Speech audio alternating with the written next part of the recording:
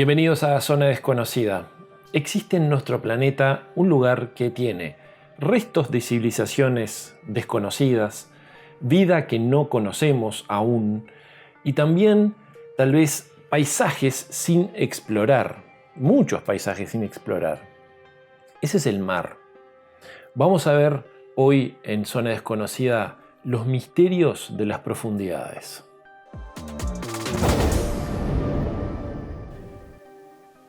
Existe un lugar en el mundo del cual hay más por saber de lo que conocemos. Tan misterioso como desconocido, el mar invita a muchos a disfrutarlo, a otros a surcarlo y a algunos otros a descubrirlo.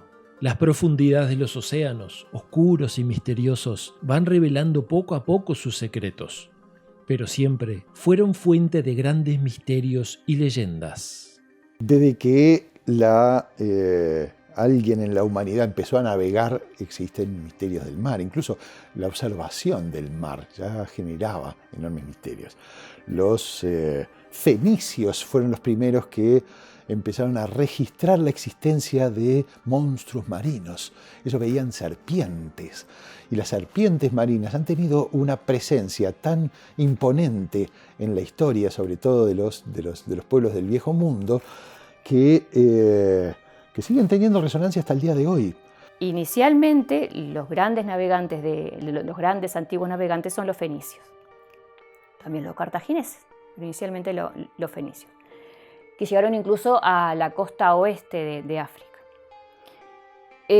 Todo ese conocimiento fue traspasando, y como yo siempre digo, no es que este conocimiento quedó, bueno, pasó a Grecia, después pasó a Roma, después pasó incluso dentro del Medio Oriente a los árabes y ellos después también dieron su expansión. El mar, esconde, en las profundidades de las fosas marianas, una presión tan grande como el que tiene la superficie de Júpiter. O sea, las condiciones que hay en el fondo marino son como de otro planeta. Cuando la expansión árabe cruza al viejo continente, lleva todo ese conocimiento matemático, astronómico, de navegación. Cuando expulsan a los árabes, ¿sí?, hay una depuración.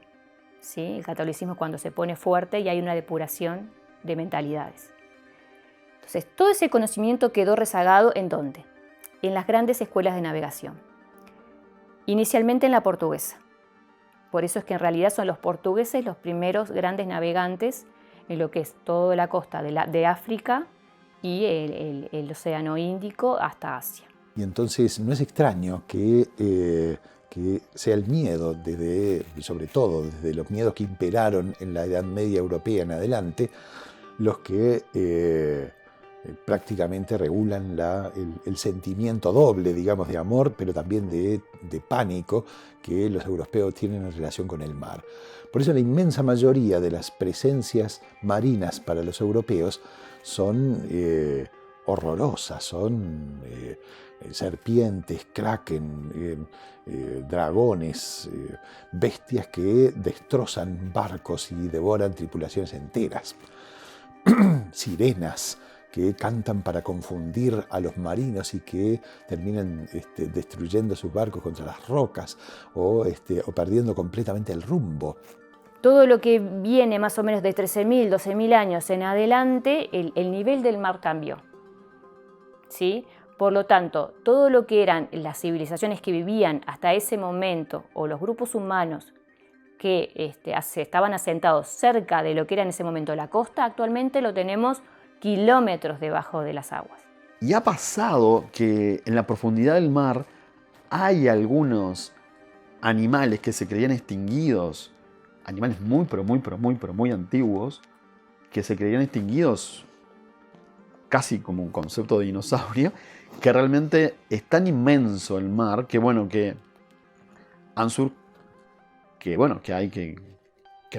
se extinguieron y que realmente sobrevivieron, en las profundidades de los océanos. En relación a la fauna marina, en ocasiones encontramos pistas que nos indican que hay algo allí que creemos extinto, pero quizás todavía está entre nosotros. Por ejemplo, vamos a hablar del celacanto. El celacanto es un pez que se creía extinto de hace millones de años.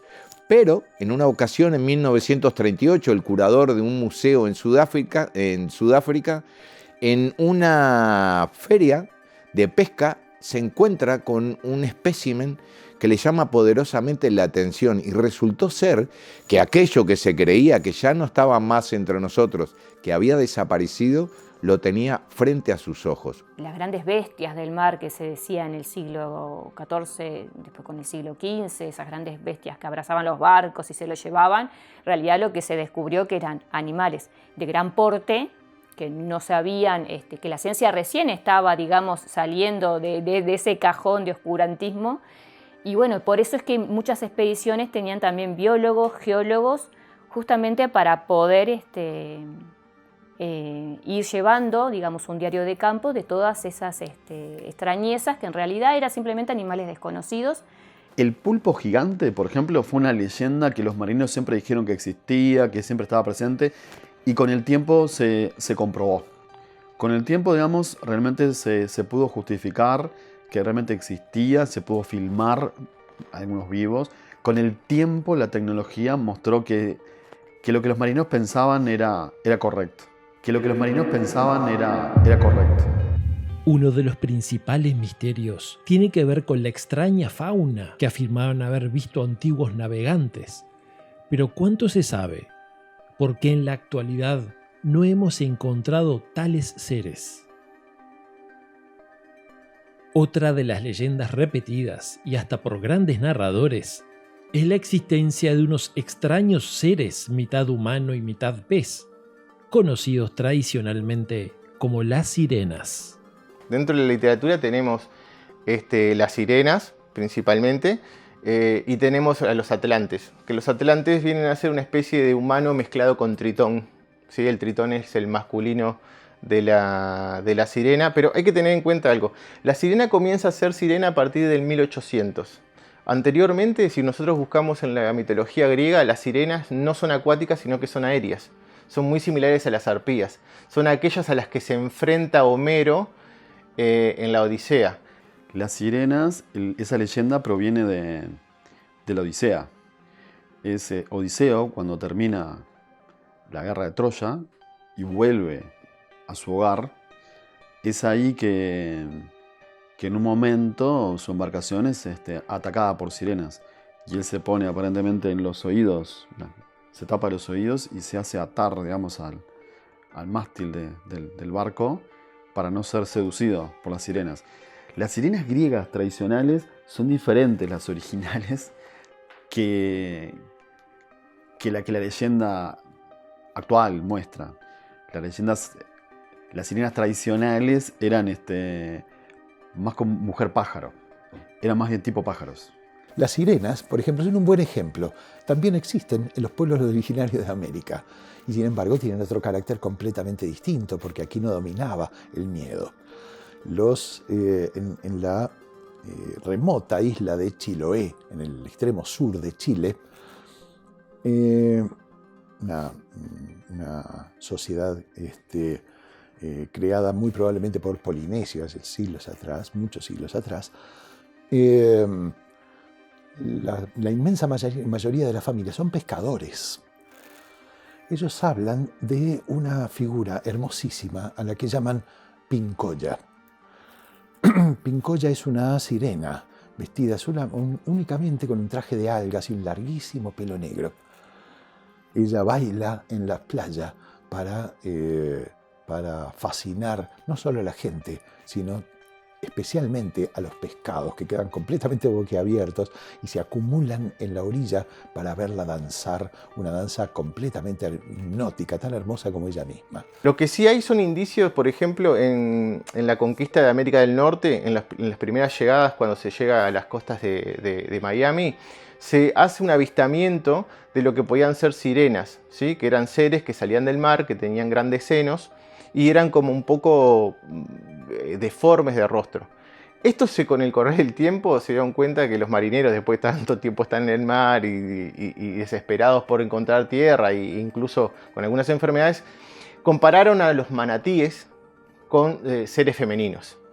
Entonces, ese registro también se da, y se da incluso en algunas de las bitácoras de Colón de los viajes que realizó a América. Es muy interesante tratar de buscarle una explicación a eso, porque ¿cómo es? ¿Cómo es ese bicho mitológico? ¿Cómo se explica? ¿Qué base, qué sustento tiene? ¿Qué base, qué sustento tiene?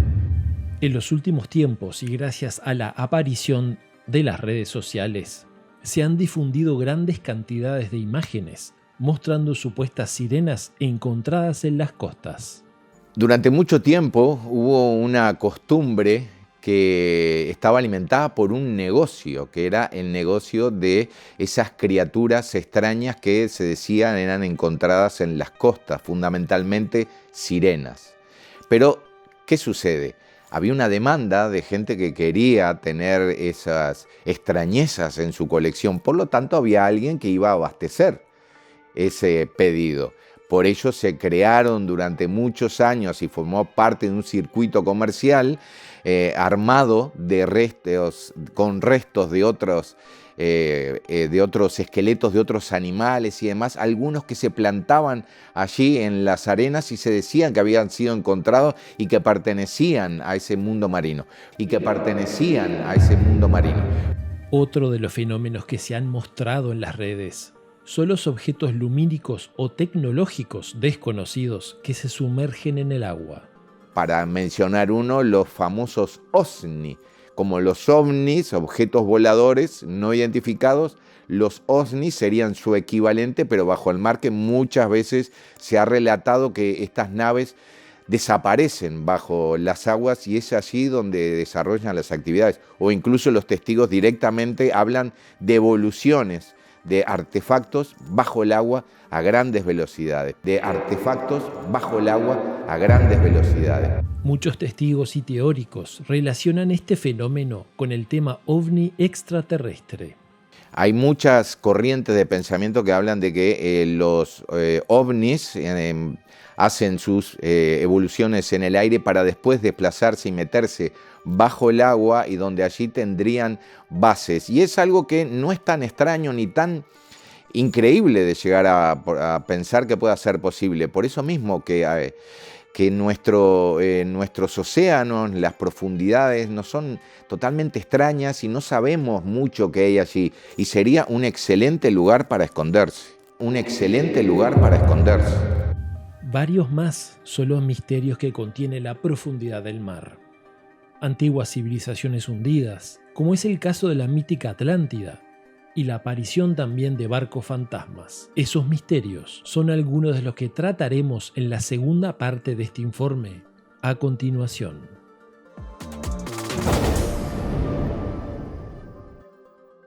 Ahora vamos a continuar con este tema sobre misterios del mar, misterios de las profundidades, pero ahora vamos a los virales junto a Jorge Umia.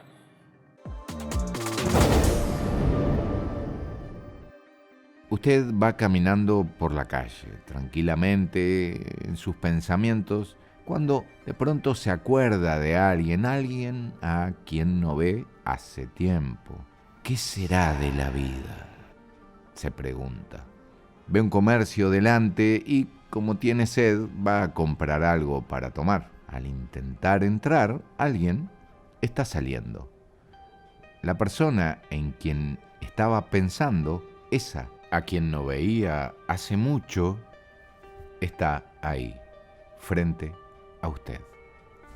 Carl Gustav Jung fue un médico, psiquiatra, psicólogo suizo, nacido en 1875 y fallecido en 1961.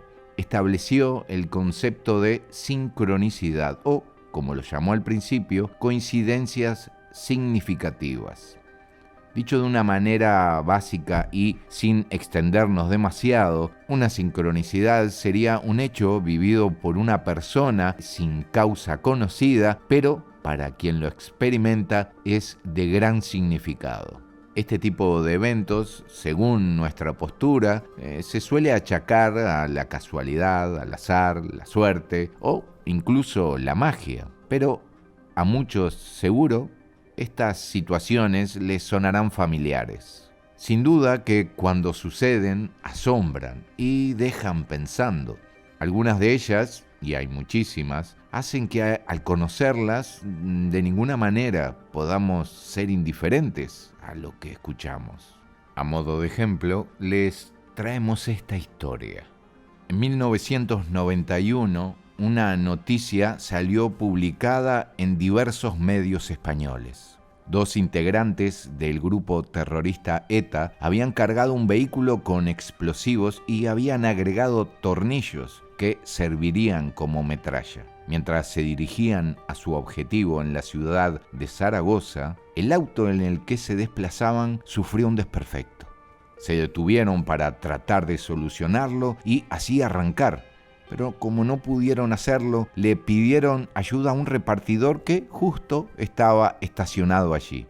Le solicitaron si podía empujar, mientras uno de los ocupantes intentaba ponerlo en marcha. La persona accedió y cuando se ubica para hacerlo, al bajar la vista, ve algo que le asombra. Ese coche, un Opel Corsa, tenía la misma matrícula que su auto. Pero su auto era un Renault 11. Se lo dice a esas personas, las cuales terminan huyendo del lugar, dejando abandonado el auto en doble fila. Inmediatamente llama a la policía y cuando estos llegan y revisan el interior, activan todos los servicios de alarma y de emergencia, siendo estas personas posteriormente identificadas y detenidas.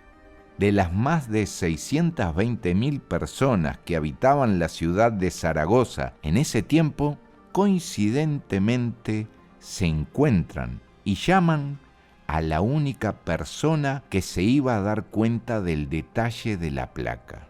Irremediablemente, esto trae a la memoria una frase de Robert Ripley, porque esto sucedió así, aunque usted no lo crea.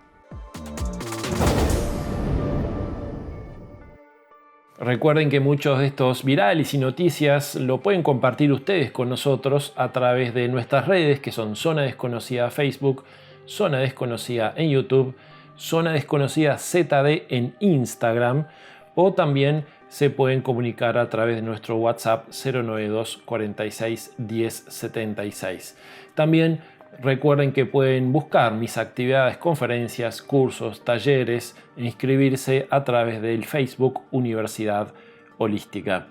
Vamos a ir a una pausa. Después de la pausa, recuerden que está la segunda parte de este informe sobre misterios del mar. Ya venimos.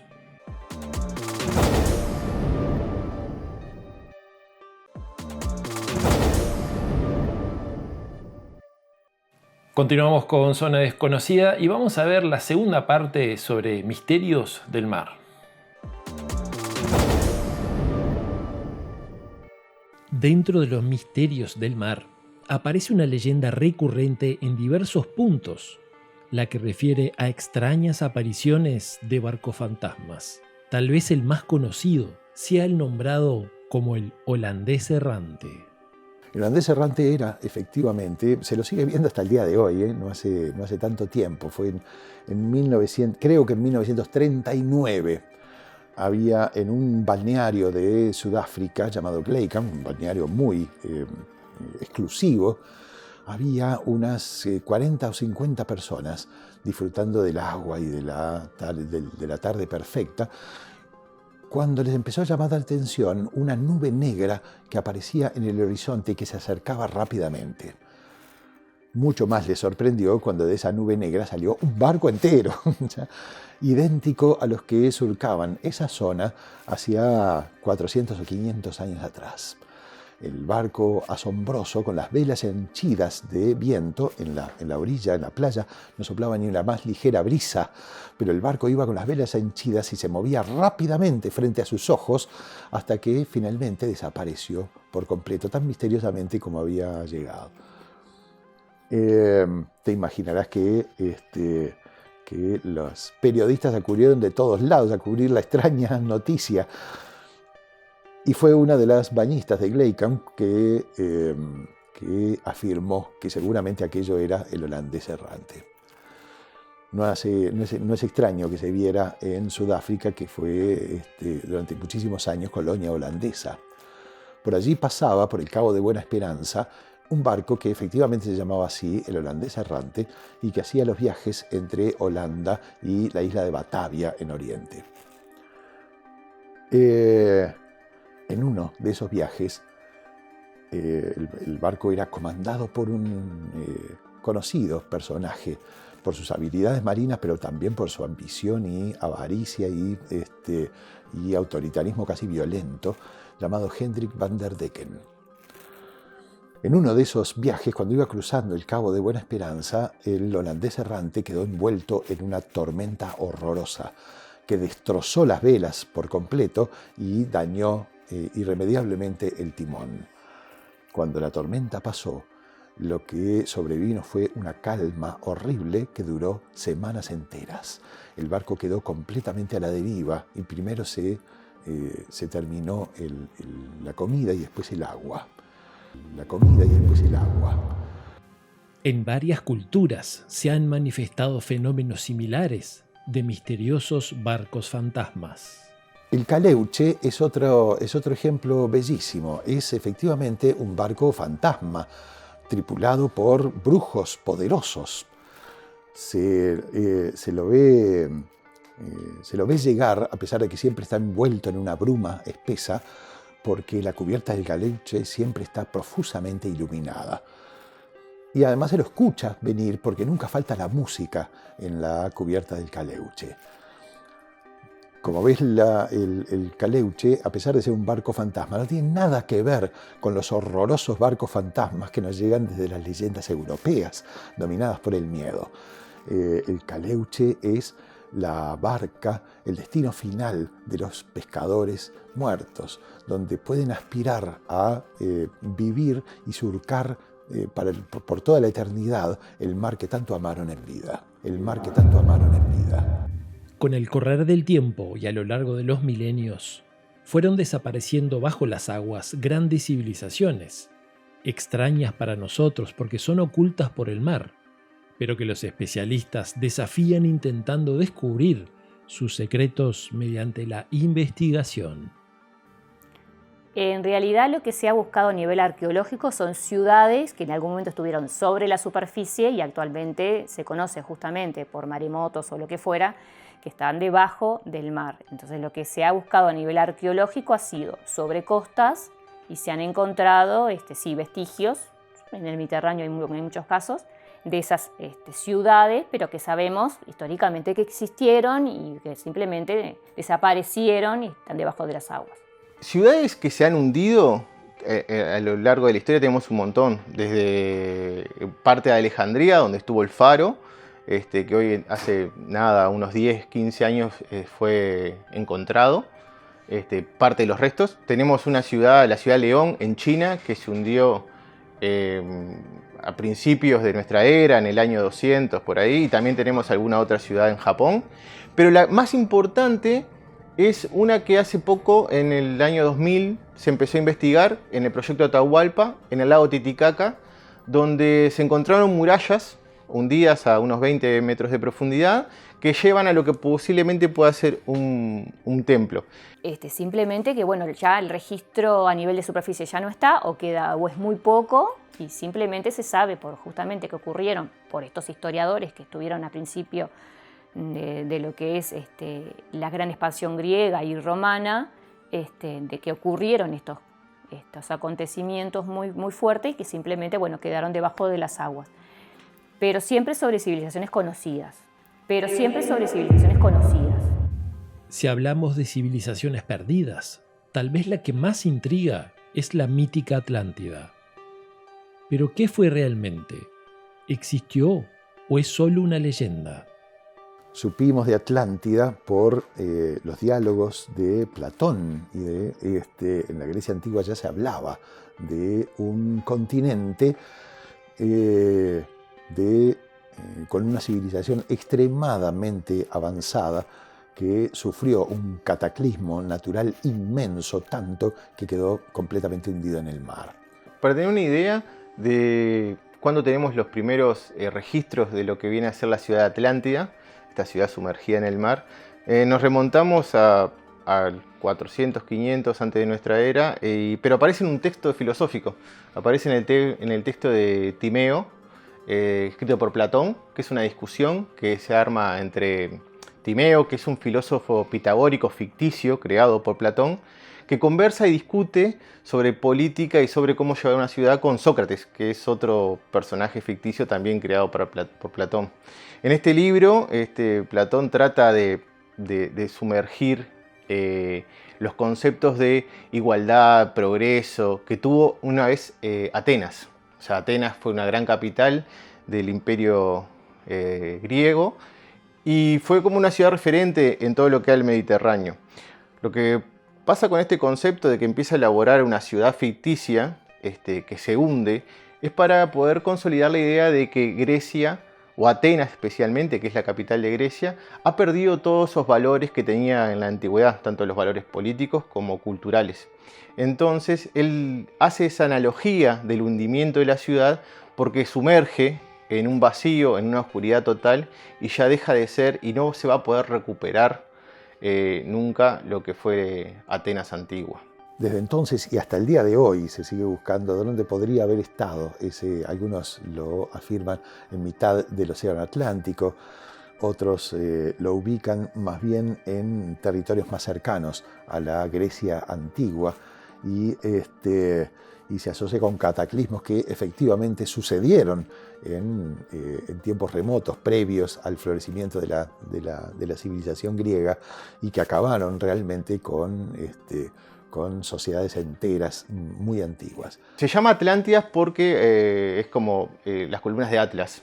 Las columnas de Atlas están pasando Grecia y no se tiene un lugar preciso de la geografía en el Mediterráneo donde puede estar ubicada o donde puede estar ubicada en el mar. Es más, Atlas es el ser que sostiene la Tierra. Por lo tanto, si él la sostiene, las columnas son algo que también se inventa en su momento la mitología para poder explicar cómo se sostiene la Tierra en un punto.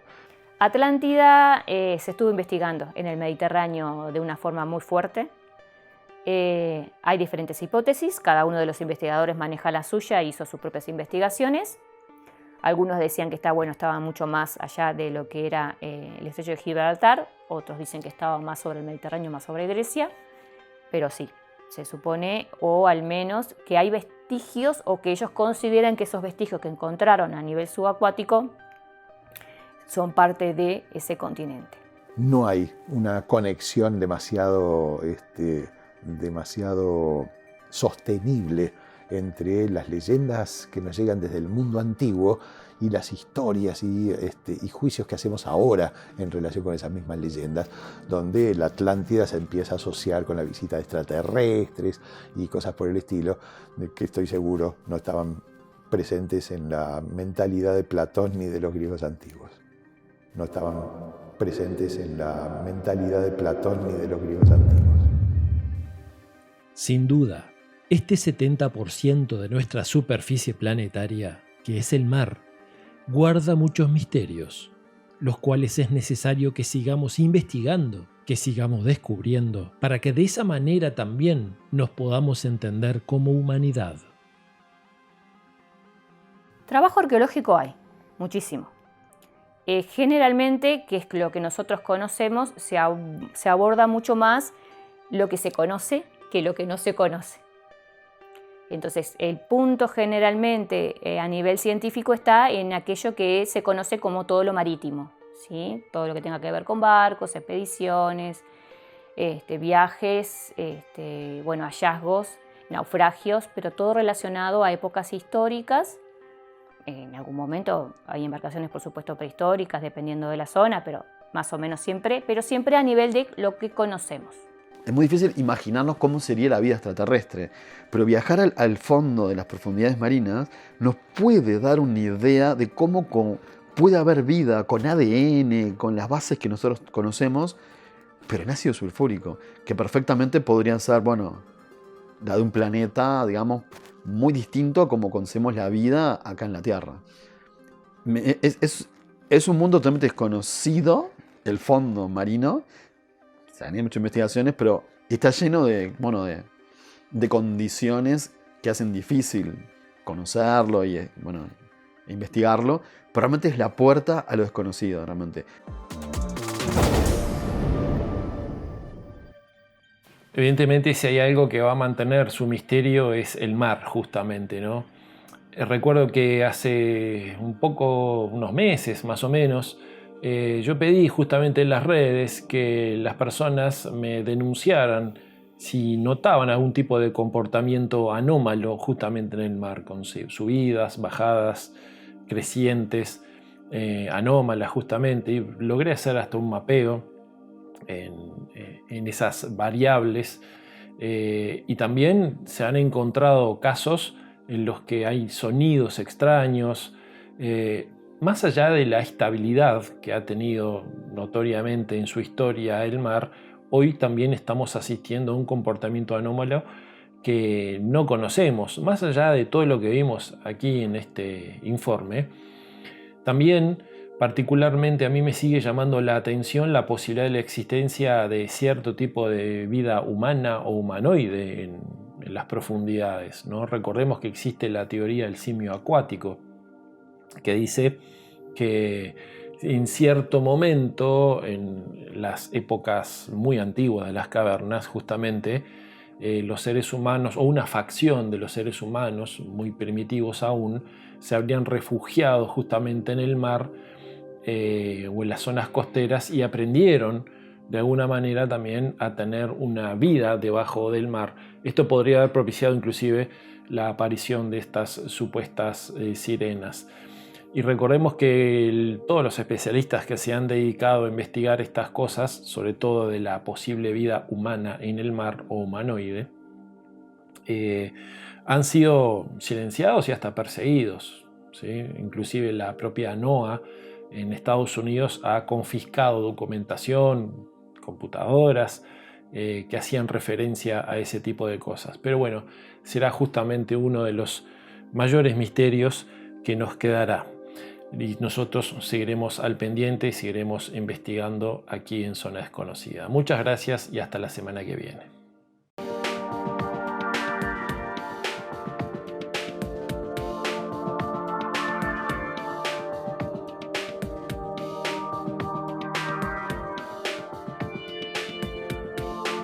Miles de almas sin hablar.